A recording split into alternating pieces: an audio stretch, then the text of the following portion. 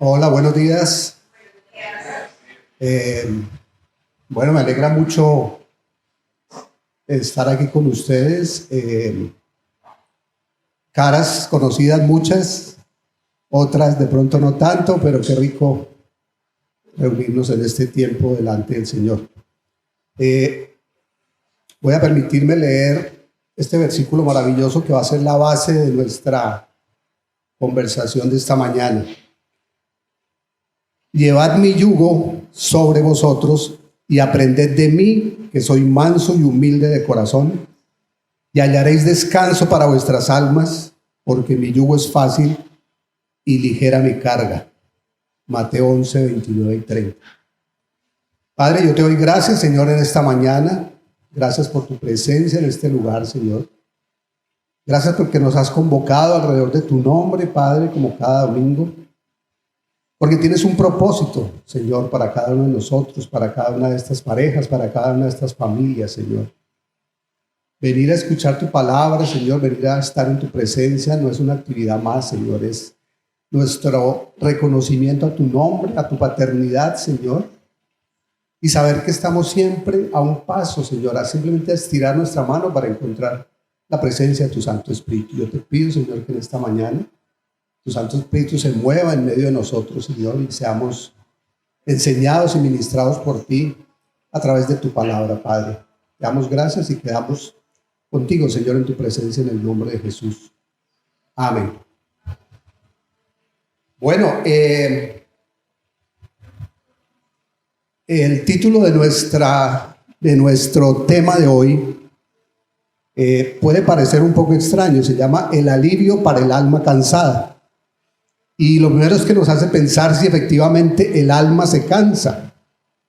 El versículo que leíamos dice, hallaréis descanso para vuestras almas. Significa, y parece que sí, que nuestra alma también se cansa. El Señor nos lo está diciendo en ese y en varios otros versículos. ¿Qué pasa cuando nuestra alma está cansada? Entonces, lo primero quisiera que recordáramos, que reflexionáramos, todos los seres humanos de qué estamos hechos, ¿no? Somos cuerpo, alma y espíritu. Bueno, nuestro cuerpo lo conocemos, lo amamos bastante, lo mimamos, etc. Nuestra alma, que está compuesta por la mente, el intelecto y las emociones, es el escenario donde normalmente nos movemos. Casi siempre estamos ahí en nuestra alma, dando vueltas en esas tres cosas, en nuestra mente, en nuestras emociones o en nuestro intelecto. Y el espíritu es algo tremendamente importante a donde vamos con relativa poca frecuencia, ¿no es cierto? ¿Por qué? Porque nos mantenemos más en nuestra alma. Normalmente estamos o pensando algo, o sintiendo algo, o aprendiendo de lo que está pasando en la vida.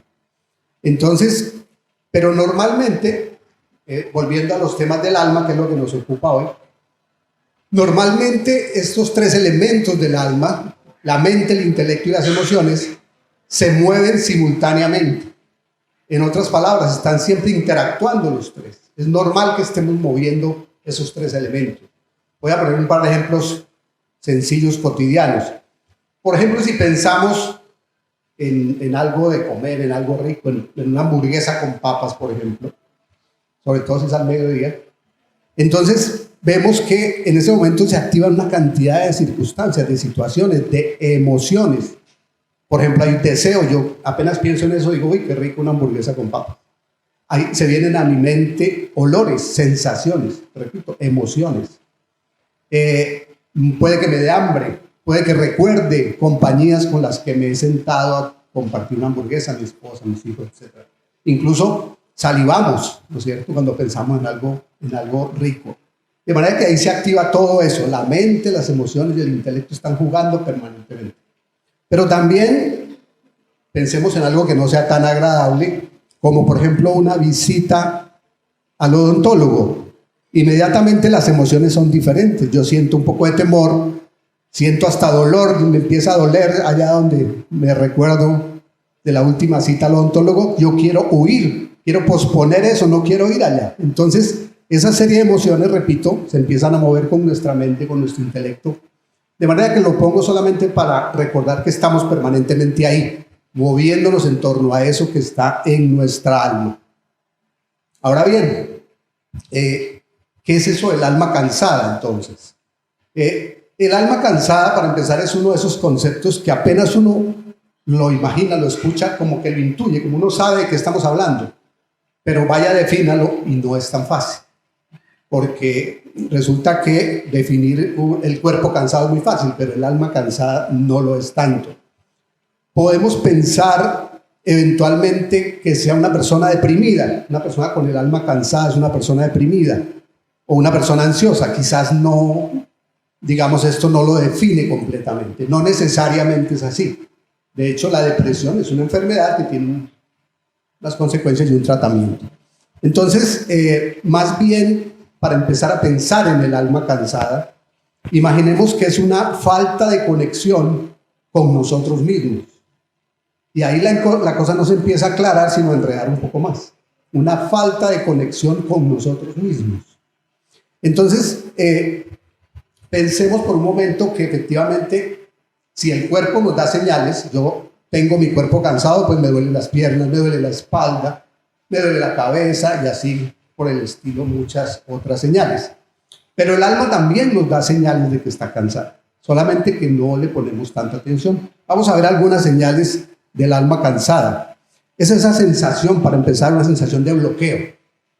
Usted no sabe qué es, pero se siente como amarrado, como que hay días que uno dice, ¿qué pasa? Estoy aquí como en neutro, como que no arranco, ¿no es cierto? Esa sensación de estar confuso, de estar incompleto, como que no me hallo, como que me falta algo. Fíjense que todas estas definiciones son como sensaciones, ¿no? Esa sensación, por ejemplo, de estar decepcionado. Muchas veces uno dice, amanecí bajo de nota, pero a veces es el alma cansada que está manifestándose de diferentes formas.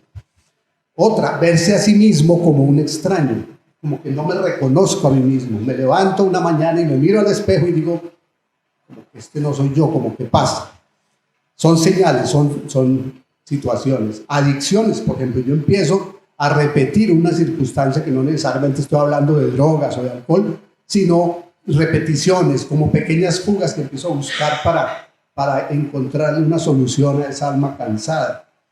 Puedo caer en que me alejo de los demás, que me cuesta relacionarme con la gente, porque no me hallo a mí mismo, no me siento capaz de interactuar, de dar algo porque no lo tengo, ¿cierto? Todo eso suma para imaginar lo que es un alma cansada. Y en general es esa como necesidad de cambiar, pero no poder hacerlo. Yo sé que necesito cambiar algo, pero como que no encuentro facilidad para saber qué es lo que tengo que cambiar. Incluso si podemos dormir 8 horas o más y amanecemos cansados, amanecemos como sin fuerzas, sin energía, ahí puede estar una señal del alma cansada. De alguna manera, aunque no podría resumir todo esto en un solo concepto, pero de alguna manera tener el alma cansada es como una especie de señal de que no estamos alineados con nuestro propósito de vida. Y ni siquiera quiero hablar del propósito que Dios tiene para nuestras vidas, porque eso sería otro tema y bastante largo, pero quiero hablar de ese propósito que cada uno de nosotros, más bien si quiere póngale el nombre de plan, tenemos para nuestra vida. Me explico. Un músico que montó una ferretería es muy probable que no sea tan feliz como si estuviera tocando el instrumento quiere tocar y que toda la vida le ha apasionado. Entonces probablemente incluso puede ser exitoso y puede vivir cómodamente y llegar muy lejos, pero no está haciendo lo que su plan de vida le marcaba, que era la música, que es lo que lleva por dentro, lo que lo motiva, lo que lo inspira, etcétera, etcétera. O un panadero. El panadero está haciendo pan y está cantando porque está en su cuento, está en su momento, en su esencia. Incluso alguien que tenga ese anhelo, ese deseo de servir a otros, es feliz sirviendo a otros. Pueda que esa actividad no le deje una moneda de centavo, pueda que esa actividad ni sea reconocida, pueda que esa actividad ni se tenga en cuenta, pero para él es su gozo, es su plan de vida, es su propósito y va a estar feliz mientras lo haga. De manera que sentirnos con el alma cansada puede ser que no estamos alineados con esos propósitos de vida. Ahora bien, si intuimos que podemos tener el alma cansada en algún momento, pues qué bueno saber a qué se debe, ¿no es cierto? Veamos algunas posibilidades de las causas que nos llevan a tener en algún momento el alma cansada. Y no significa que esto es algo que permanezca, puede ser temporal. Pero veamos algunas de las cosas que pueden fatigar nuestra alma. Por ejemplo, no quererse a sí mismo. ¿Esto qué es? Es que o no encontramos o perdemos nuestro valor. Y esencialmente nuestro valor delante de Dios, ¿no es cierto? Entonces, pretendemos buscar nuestro valor en otras cosas. En las actividades de trabajo, en lo profesional, en lo reconocido que puedo ser, en lo exitoso que puedo ser. Y esas búsquedas normalmente llevan a frustración. Porque normalmente voy a mirar siempre por gente que está muy arriba de mí, mucho más exitosa, mucho más famosa, con más seguidores si quieres en las redes, y yo voy a estar frustrándome permanentemente. Entonces, o no encuentro mi valor o lo pierdo momentáneamente. Entonces, es cuando me despierto y siento que valgo menos de lo que valía ayer, por alguna razón interior, ¿no es cierto? Otra causa que nos puede llevar a tener el alma cansada es, por ejemplo, no tener la capacidad de apartarnos de personas, este es un adjetivo fuerte, pero lo voy a mencionar, de personas tóxicas. ¿Esto qué es? Hay personas que nos absorben energía, hay personas que nos quitan mucho y nosotros no recibimos nada. Y voy a poner un ejemplo sencillo. Alguno de ustedes quizá ha tenido en algún momento un amigo que uno lo considera un buen amigo, pero cuando te sientas un día a revisar tu relación con ese amigo, descubres que tú eres el amigo que da y da y da, y lo llamas y lo invitas y le escribes y permanentemente estás pendiente, y si se enfermaba si lo ves, pero cuando haces la cuenta, él jamás nunca te llama. Es más, dejas de llamarlo y la amistad se puede interrumpir. Entonces tú cultivas esa amistad, pero esa persona no te aporta absolutamente nada. Tú lo quieres probablemente mucho, pero de allá para acá no hay nada. Entonces se convierte en una relación vacía que muchas veces te quita mucho más de lo que te puede aportar. Otra causa de llegar a tener un alma cansada y que nos pasa con frecuencia es seguir agarrados a algo que no nos beneficia, a una costumbre, por ejemplo. Hacemos algo porque lo venimos haciendo hace 20 años, pero cuando nos paramos a ver, no vemos ninguna utilidad en eso, no hay ninguna razón para seguirlo haciendo, pero es que lo vengo haciendo hace 20 años. No quisiera poner ejemplos, pero así pasa. O pertenecemos a un grupo de personas que ya no nos inspiran nada, pero es que llevo en ese grupo 10 años, tengo que estar ahí. O inclusive en un simple chat. ¿Cuántas veces nos quedamos en un chat porque estamos ahí? Porque hay que estar. No nos aporta absolutamente nada, pero estamos. Probablemente nos quita más también de lo que nos puede dar. Seguimos aferrados a eso. Otra razón de por qué llegamos a tener el alma cansada, porque muchas veces no aprendemos a decir no y estamos diciendo sí a todo siempre. Y esas respuestas del siempre sí muchas veces nos llevan a cargarnos, a entrar en situaciones que de verdad no queremos, pero es que nos da pena. ¿Cómo le digo no a fulanito? Entonces le digo sí y me lleno de carga, me lleno de mala situación, me lleno de cosas que me llevan a tener de pronto un alma cansada. No sabemos decir que no. Otra más cotidiana y más común, pero que muchas veces no la notamos, y es cuando no controlo esos impulsos que yo diría que la mayoría tenemos en algún momento, que son impulsos de hacer cosas como repetitivas, por ejemplo, comer. Alguien seguramente en algún momento de su vida le ha dado porque como que esta temporada estoy comiendo más. Con la pandemia pasó mucho, ¿no? La gente, o de fumar, o de beber, qué cosas horribles. La pandemia muchos crecimos a lo ancho. Entonces son impulsos de fumar, de beber, inclusive el impulso de gastar. Eso también no es una circunstancia intrascendente, hay una causa detrás, hay un algo detrás que puede estar llevándonos a esa situación de repetición y que finalmente nos causa llegar a escenarios de un alma cansada.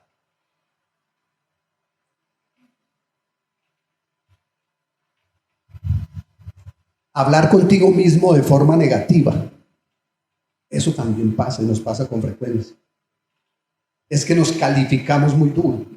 Es que nos miramos al espejo y digo, qué bruto, ¿cómo fue capaz de hacer eso? Pero usted sí. Y empiezan a regañarse a sí mismo. Y está bien de vez en cuando, porque hay que, a esa loca que tenemos por mente hay que pararla de vez en cuando y llamarle la atención, pero a veces se nos vuelve una rutina de estar criticándonos a nosotros mismos y nos volvemos nuestro peor crítico y somos o autonegativos si existe esa expresión. Otra más es aferrarnos al pasado, por ejemplo. Sí que cuesta trabajo soltar eso. Sí que cuesta trabajo, sobre todo, soltar lo negativo, porque igual en nuestro pasado habrá mil cosas buenas y otras tantas malas. Nos resulta fácil aferrarnos a las malas. Es más fácil recordar algo negativo que algo positivo. Leía estos días un ejercicio que hacía alguien por ahí donde decía, ¿usted se acuerda dónde estaba el día que las Torres Gemelas cayeron? Y la inmensa mayoría responde sí, lo tengo clarísimo. Yo, por ejemplo, estaba trabajando con el periódico El País en ese momento y estaba en la redacción, justo donde estaba un televisor, y me acuerdo el momento, casi que la ropa que tenía puesta, todo, las personas que habían ahí, las expresiones de la gente en esos minutos que pasaron cuando las torres cayeron. Pero si alguien me dice, ¿usted se acuerda lo que estaba haciendo el 24 de abril del año 2015? Tengo la menor idea. Entonces anclamos los recuerdos malos con algo para tenerlos ahí presentes, ¿no es cierto? Y entonces nos empiezan a preguntar, ¿usted se acuerda dónde estaba? ¿Cómo fue que le pasó cuando se rompió la pierna? Claro, yo estaba, ¿se acuerda uno? Estaba en bicicleta en el kilómetro tal, cuando me caí, etc. O sea, amarramos el recuerdo negativo y lo traemos por eso muy fácil. Y probablemente no hacemos lo mismo con los recuerdos positivos. Entonces, ese es aferrarnos al pasado de una manera equivocada. No ser honestos con nosotros mismos, también. Así como yo debo y puedo ser crítico, también debo poder reconocer mis virtudes y mis logros y valorarlos también de alguna manera equitativa, ¿no es cierto? Tener honestidad, ser claro conmigo, pero no parcializado, sino reconocer dónde me equivoqué, corregir lo que pueda y emprender nuevas acciones. Otra razón más, parece que son muchas, ¿no? Como que se me está yendo la mano, pero así es. Otra razón más para llegar a tener el alma cansada es la dificultad para tomar decisiones. Digamos que eso va quizás un poco inherente al temperamento y al carácter, digamos, a la personalidad de cada uno, puede ser. Pero también es algo que nosotros relativamente rápido y fácil podríamos trabajar. Porque no estoy hablando de las grandes decisiones, de comprar una casa o de viajar a radicarse en otra ciudad. Estoy hablando de las decisiones cotidianas pequeñas que muchas veces por costumbre se nos vuelven un problema. Entonces me cuesta trabajo decidir algo sencillo y patino y doy vueltas y eso me carga y cuando realmente son cosas que de pronto no tienen tanta trascendencia. Otra es que tenemos miedo al futuro. También es inherente a la condición del ser humano. ¿Quién de nosotros no piensa en el futuro? Pero resulta que el 95% de las cosas que uno cree que van a pasar en el futuro no pasan, pero uno las imagina.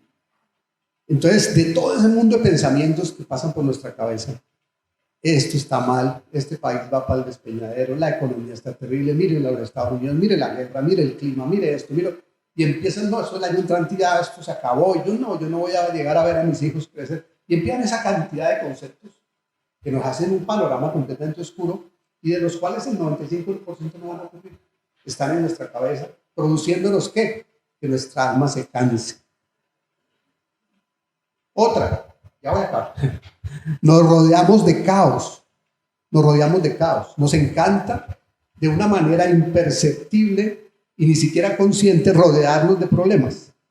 Entonces echamos mano de cualquier problemita que esté por ahí suelto. Venga para acá, yo lo cojo para mí.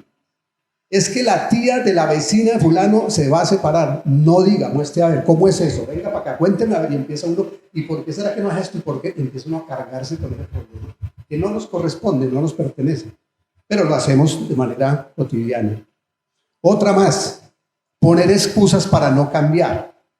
Cuando nosotros detectamos un problema nuestro propio y sabemos prácticamente cuál es la solución, pero no hacemos nada para cambiar.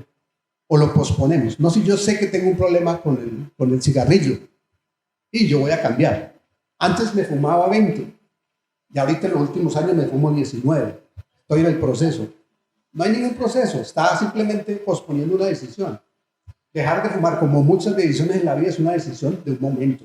Usted decide dejar de fumar en este momento y pase lo que pase, usted se sostiene. Suena fácil, yo sé que no es difícil y los fumadores me van a decir que eso no es así, pero así es realmente, es una decisión.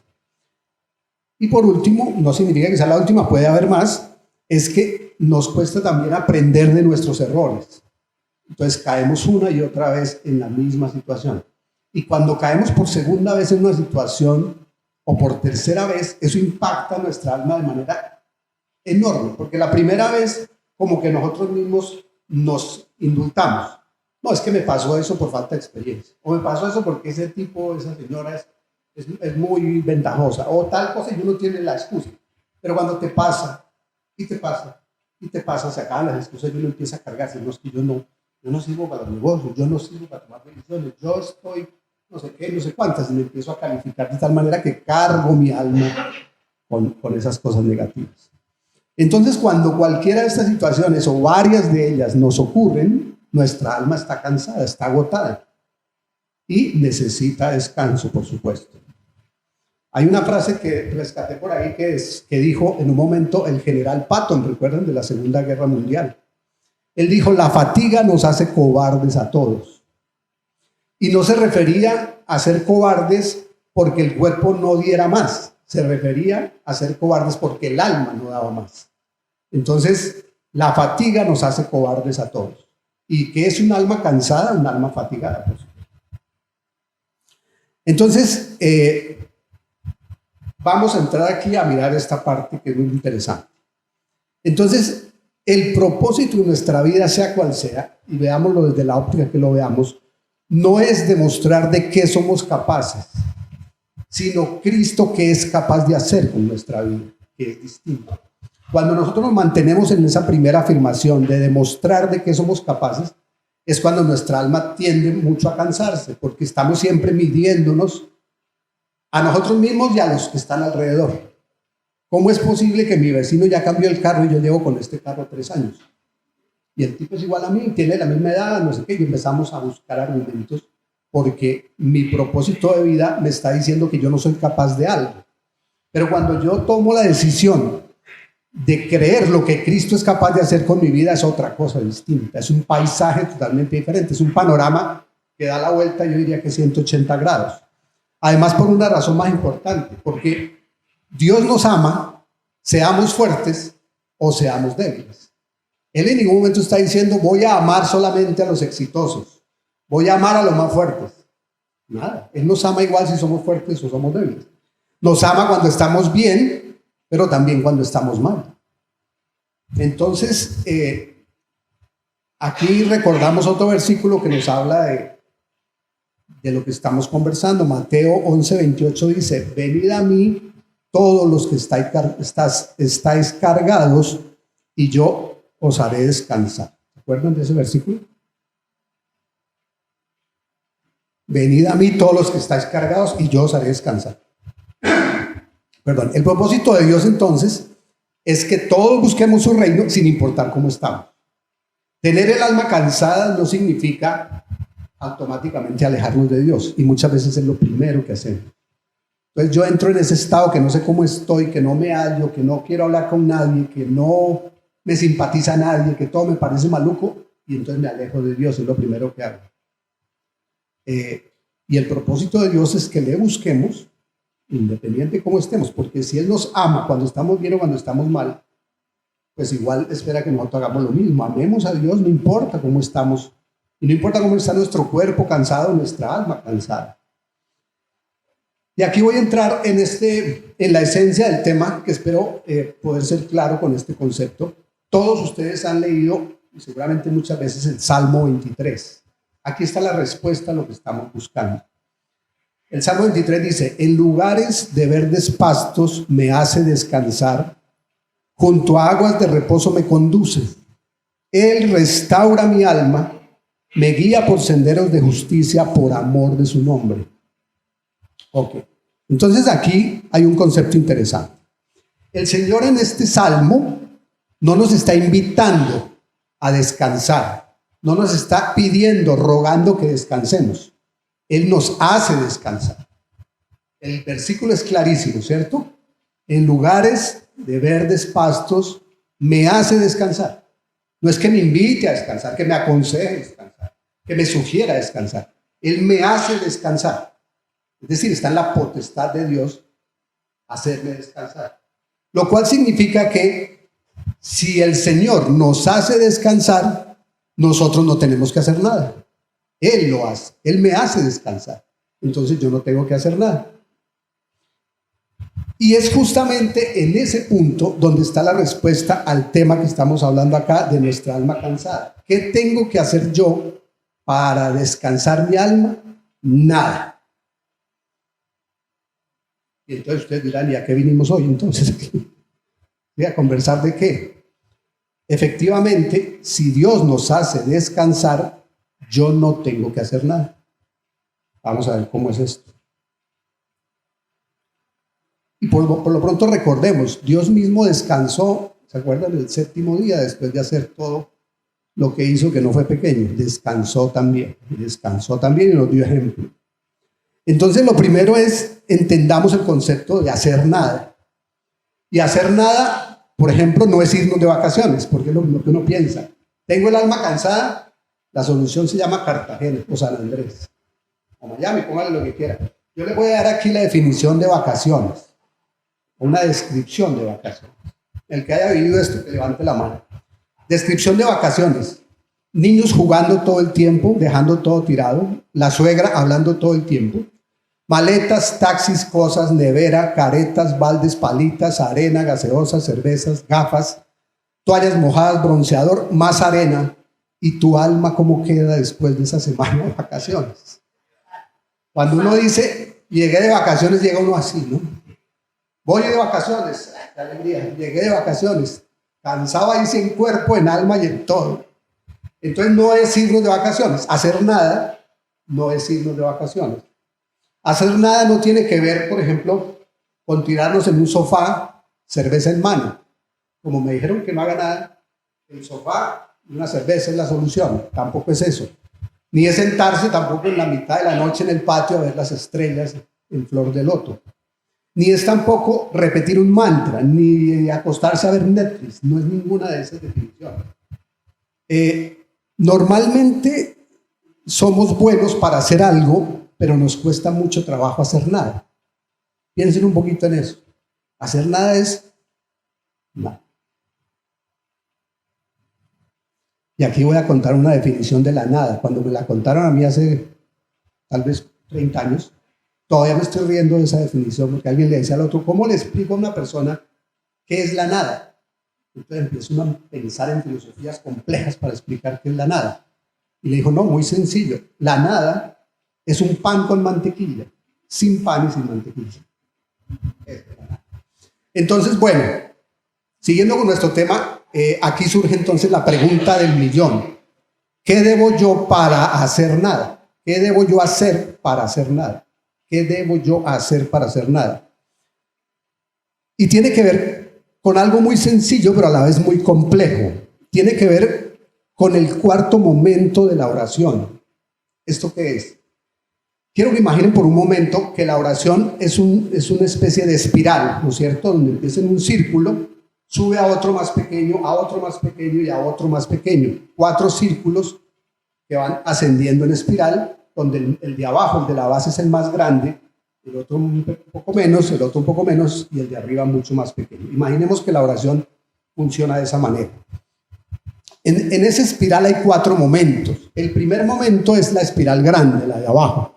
¿Cuál es ese momento? Es el momento en que estamos pidiéndole a Dios. Y nos encanta estar en ese momento, ese escenario.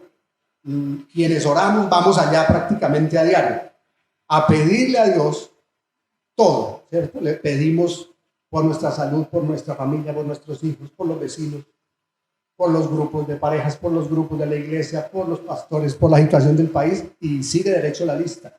Y está bien que así sea. Pedir y se os dará. Está bien que así sea.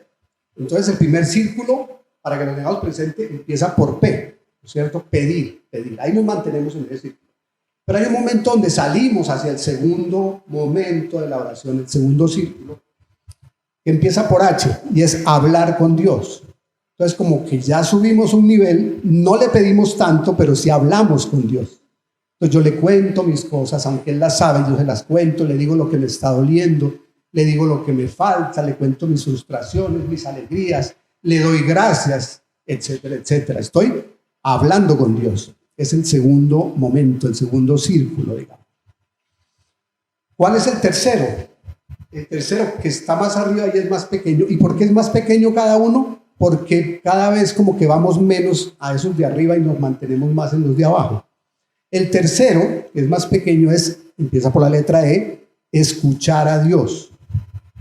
Entonces a veces yo logro no pedirle nada, ni siquiera hablarle, pero me tomo ese tiempo para escuchar la voz de Dios, para escuchar que Él me habla, quizás eventualmente alguien audiblemente, o me habla a través de una canción, me habla a través de un versículo, me habla a través de una persona, me lleva a intuir cosas, me lleva a recordar cosas que no había recordado y las traigo a este momento. En fin, Él nos habla como Él quiere. Entonces, es ese tercer anillo, digámoslo así, de la oración, que es escuchar. Entonces, la P de pedir, la H de hablar, la E de escuchar. Y el último momento de la oración, el cuarto, que es más pequeñito aún, también empieza por E. Y es estar con Dios. Estar con Dios. Entonces yo no le pido, no le hablo, ni siquiera escucho. Estoy simplemente con Él. Es estar con Él. Es ser yo con Dios, en uno solo. Estar con Dios tiene que ver con que encontremos ese espacio para conectar nuestro espíritu con el Espíritu Santo de Dios.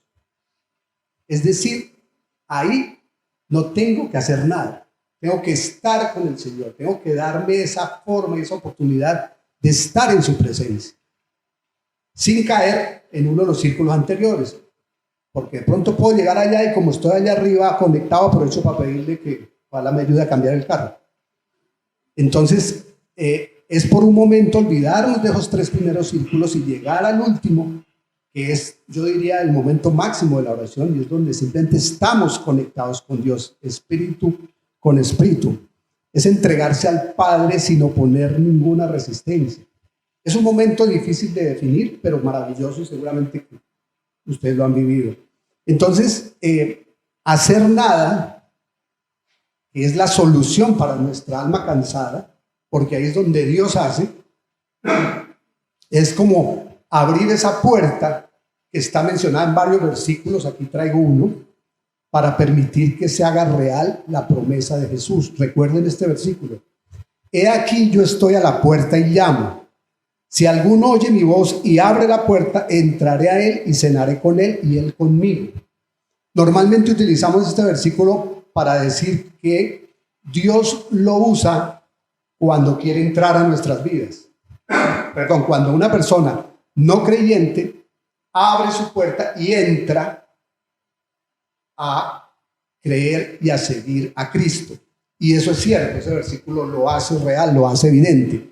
Pero resulta que Dios quiere entrar a nosotros muchas veces, no solamente una vez cuando nos convertimos, y Él quiere entrar permanentemente a nuestro fondo del corazón, a nuestro fondo del alma.